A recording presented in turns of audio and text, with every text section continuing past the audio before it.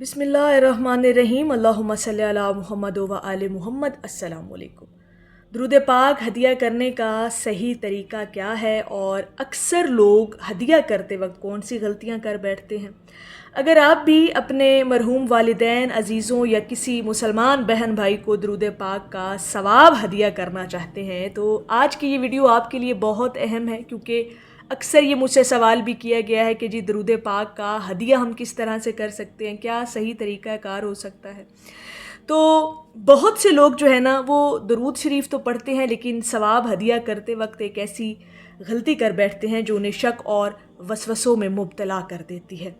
कुछ लोग समझते हैं कि सवाब हदिया करने के लिए मखसूस अल्फाज ज़रूरी हैं, कुछ के ख़्याल में ख़ास तादाद का होना लाजमी है, और जबकि बाज़ लोग ये भी सोचते हैं कि अगर तरीक़ा ज़रा सा बदल गया तो शायद सवाब ना पहुँचे। लेकिन हम यही चीज़ जानेंगे कि आखिर हकीकत क्या है, दुरूद पाक हदिया करने का सही तरीक़ा क्या है और वो कौन सी गलती है जो अक्सर लोग करते हैं। तो बस कुरान व सुन्नत और बुजुर्गान दीन की तालीमात की रोशनी में इस मौजू को हम बड़ा डिटेल के साथ समझने की कोशिश करेंगे। सबसे पहली बात कि दुरूद पाक की अज़मत क्या है। ये इबादत इतनी शानदार है आपकी ज़िंदगियों के अंदर के ये कायनात की सबसे बाबरकत इबादत में से एक इबादत है। ये वो इबादत है जो अल्लाह रब्बुल इज़्ज़त की बारगाह में हर हाल में कबूल होती है, रद्द नहीं होती। कुरान पाक में भी इरशाद बारी ताला है कि बेशक अल्लाह और उसके फ़रिश्ते नबी करीम सल्लल्लाहु अलैहि वसल्लम पर दरूद भेजते हैं। ए ईमान वालो, तुम भी उन पर दरूदो सलाम भेजा करो। ये वो इबादत है जिसमें बंदा अल्लाह के हुक्म पर अमल करते हुए रहमतों का मुस्तहिक बन जाता है। दरूद शरीफ पढ़ने से आपके दिलों को सुकून मिलता है, आपकी दुआएं कबूल होती हैं और अल्लाह ताला की रहमत बंदे को अपने हिसार में ले लेती है। ये अज़मत अपने जहनों में, अपने दिलों में, अपनी रूहों में ज़रूर रखा करें जब आप दुरूद पाक की कसरत करते हैं। अब हमारे असल मौजू का पहला अहम तरीन जो सवाल बनता है ना, उसका हम जवाब तलाश करेंगे कि क्या दुरूद पाक का सवाब दूसरों को हदिया किया जा सकता है। तो उलमाए उम्मत की बड़ी तादाद के नज़दीक नेक आमाल का सवाब अल्लाह ताला से दुआ करके मरहूमीन या दीगर मुसलमानों को पहुँचाने की नीयत की जा सकती है। ये बात जहाँ पर क्लियर हो गई। अब सवाब जो भी आप पहुँचाने की नीयत करते हैं उसके पहुँचाने वाली असल ज़ात अल्लाह रब्बुल इज़्ज़त की है। हम सिर्फ दुआ करते हैं और अल्लाह पाक अपने फ़ज़ल से जिसे चाहे सवाब अता फरमा देता है। इसीलिए अगर आप अपने वालिदैन, अजीज़ों या तमाम उम्मत मुसलमा के लिए दरूद शरीफ पढ़ते हैं और फिर दुआ करते हैं कि या अल्लाह पाक इसका सवाब उन्हें अता फरमा, तो ये एक नेक और बाइसे अजर अमल है। तो आप हदिया बिल्कुल कर सकते हैं। उसके बाद जो अगला इम्पोर्टेंट क्वेश्चन है, अक्सर लोग पूछते हैं, लोगों के जहनों में आता है कि जी दुरूद पाक को हदिया करने का सही तरीका क्या है। तो असल मौजू हमारा यही है। देखिए, दुरूद पाक हदिया करने का तरीका इंतहाई आसान है।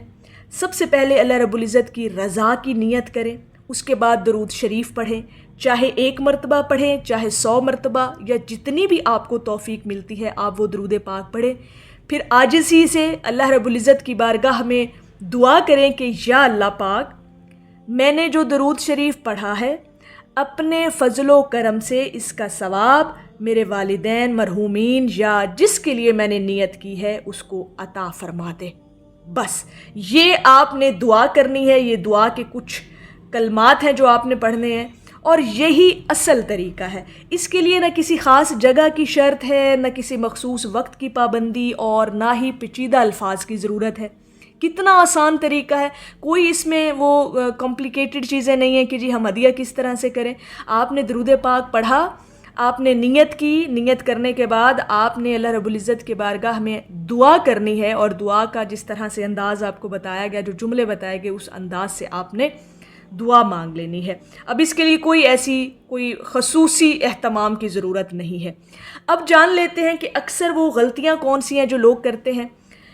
अहम नुक्ता ये है कि जिस वजह से लोग अक्सर परेशान रहते हैं, उनके माइंड में ये चीज़ होती है, गलती ये है कि लोग तरीके से ज़्यादा रस्मों को अहमियत देने लगते हैं। वो समझते हैं कि अगर फ़लाँ तादाद पूरी ना हुई तो सवाब नहीं पहुँचेगा, अगर फ़लाँ अल्फाज ना कहे तो अमल कबूल नहीं होगा, अगर मैंने फ़लाँ दिन या मखसूस दिन یہ عمل نہ کیا تو فائدہ نہیں ہوگا یا ثواب نہیں پہنچے گا، تو یہ سوچ درست نہیں ہے، کیونکہ اصل چیز اللہ تعالیٰ کی بارگاہ میں آپ کا اخلاص، خلوص اور نیک نیتی ہوتی ہے۔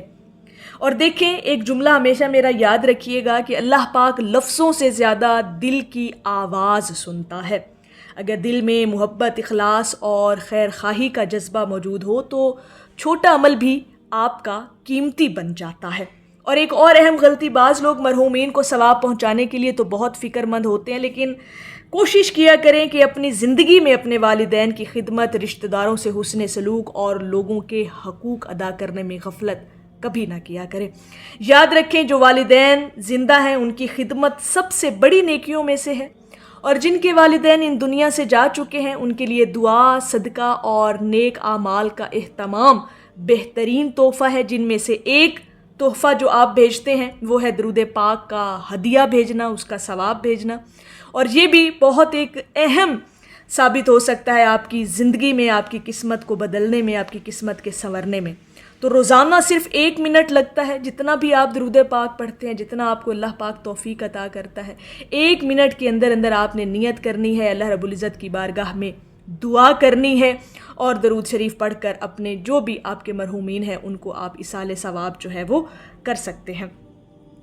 شاید یہ 1 منٹ آپ کے لیے رحمتوں کے دروازے کھول دے، شاید یہی عمل یعنی یہ درود پاک کا ہدیہ کرنا آپ کے والدین کے درجات کی بلندی کا سبب بن جائے، اور شاید یہی عمل قیامت کے دن آپ کے نامہ اعمال میں نور بن کر آپ کے سامنے آئیں، اور پھر اس وقت آپ حیران رہ جائیں کہ یہ اتنا بڑا کرم اور اتنا بڑا فضل میرے کس عمل سے ہوا۔ تو یہ وہ عمل ہوگا جو آپ دنیا میں رہتے ہوئے درود پاک کی کثرت کر کے اپنے مرحومین والدین کو ہدیہ کرتے رہے ہوں گے۔